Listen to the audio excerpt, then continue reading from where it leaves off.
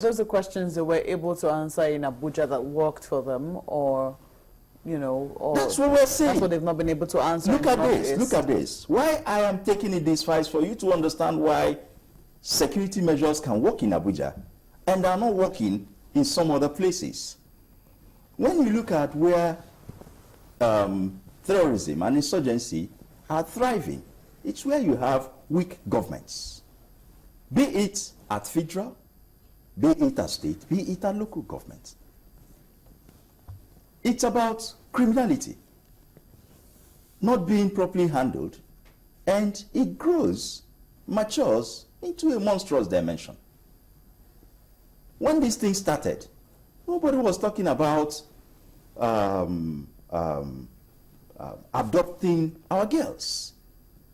I am very sure that by 2007, 2009, there was no plan to adopt over 200 girls.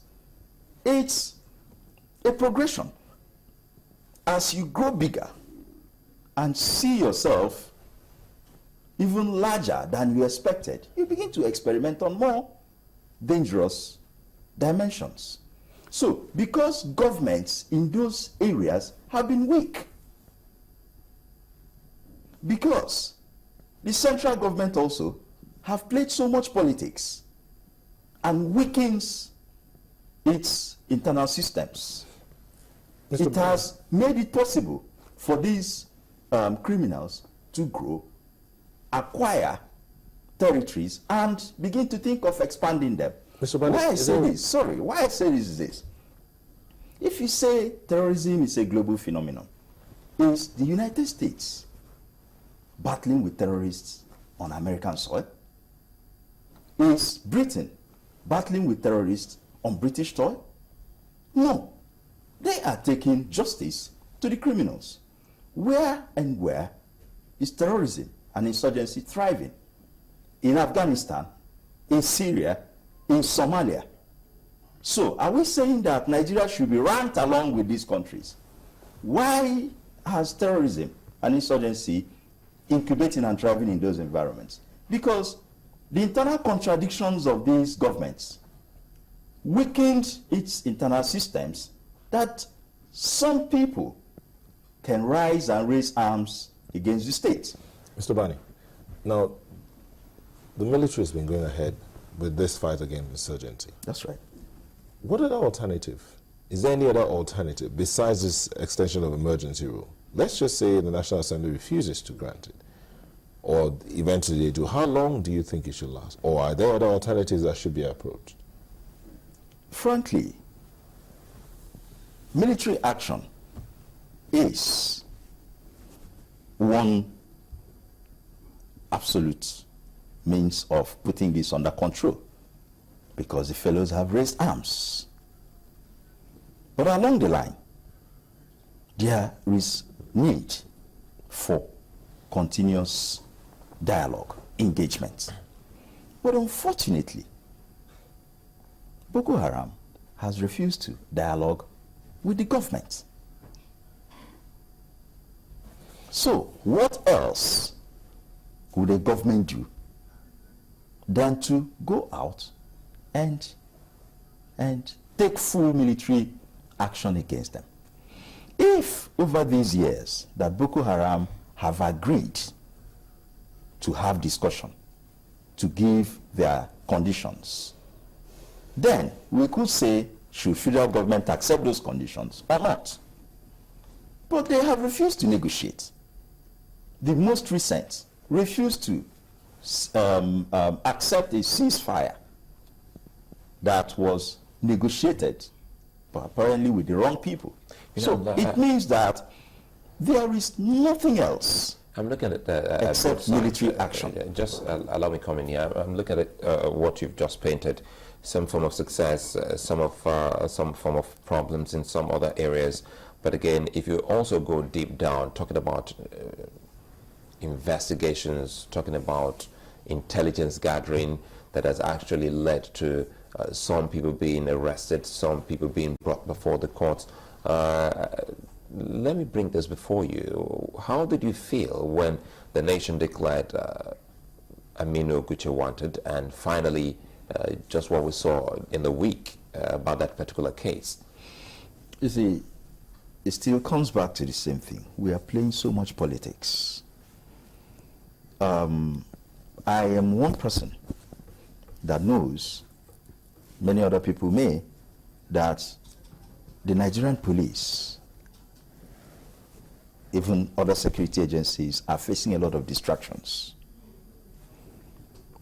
What are these distractions? Politics.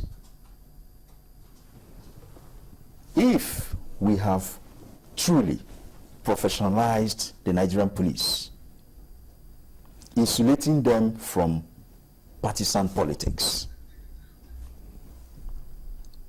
they would have known that while Oguche was still facing diplomatic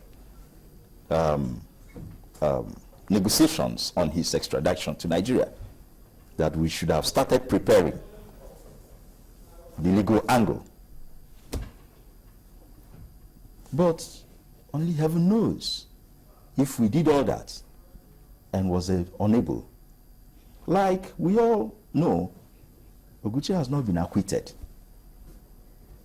He has only been discharged for our own inability to present any case against him all this while that has been detained. How does that affect the psyche of an average security operative, knowing full well that you've been able to get a big fish in the net and, well, somehow someone bungled the whole process? That's why I say that some of the actions being taken by the Nigerian government is destroying our security systems.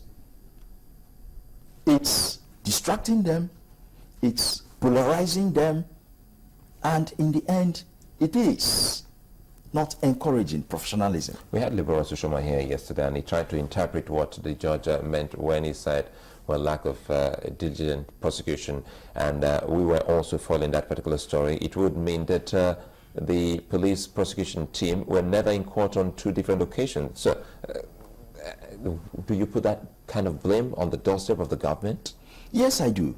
I do, in the sense that the police were not in court? I will tell you, I would not pretend, I'm not a lawyer and will not pretend to be one, but as a perpetual student of criminology, I will tell you that the Nigerian police is being distracted by politics. That is why I put the blame on the doorstep of the federal government.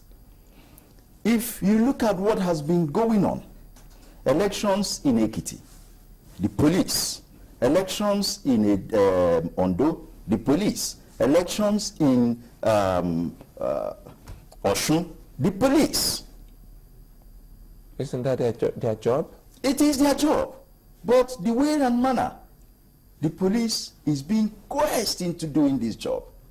Sometimes I sit back, I wonder how many people are left in Louis Sedet House. If we have to marshal this number of troops into one state during an election, the deputy defense minister moves in with army, all to prosecute, not to conduct election, to prosecute an election. I don't know if you understand what it is. No, I don't. No, Because what I don't get is that we have realized what politics has turned out to be in the country. Right. It's not a case, look at Ibadan, the police were overwhelmed in a way because the comment we're getting from the PRO of the police in Oyo State was that, well, they just couldn't chase some of these people. So do you blame the police if they, well, empty Louis Edet, in your words, house to go safeguard a democratic system? Good. Look at this. It's because what happened in Ibadan and some other places and what will continue to happen is because we are being reactive. If you look at Ibadan, look at information. Do you want to believe that information was not gotten and passed to police authorities within the period that culminated into this mayhem? Go to There are some of these joints I walk into in Mushi and sit down just like any other person and listen to conversations by the ordinary people. Go to the Free Readers Club, what we call Free Readers Club, at newspaper stands. Stand there, pretend to be buying newspaper, listen to what people are saying. These are the ways you understand. In Cameroon, police officers disguise, enter the beer parlor, sit from 6 a.m. drinking till 9 p.m. Police officers in Cameroon. Some police officers would like to do that. What I am saying here is this, that They get the message at the end of the work day. hard on getting information, passing them to the appropriate quarters, and then compelling the appropriate quarters to act on those information before they get out of hand. That is intelligence. Local. Why are hunters making progress in the Northeast? Why? It's because they have information. Those They're making hunters progress in tandem with, with the security of No, there is no doubt about that. military. There's no doubt about that. But one of the reasons why they are making this level of progress is because they have local intelligence. There is nothing else. It's not as if a Dane gun can overpower an AK-47. It's not done anywhere. I think this is the point where we say thank you for coming. You've said it all, that we should stop playing politics. That the government Insulate the police. needs an extension, no doubt, and Sure. the assembly, Sure. and they should also take stock of what they've been able to achieve. Convince the assembly over with what time. you have done in the last 18 months. Chigozie Obani is a security consultant. We'd like to thank you very much once again for finding time to join us this morning. Thank you. Well, we'll take a moment here and we'll return shortly. Stay with us.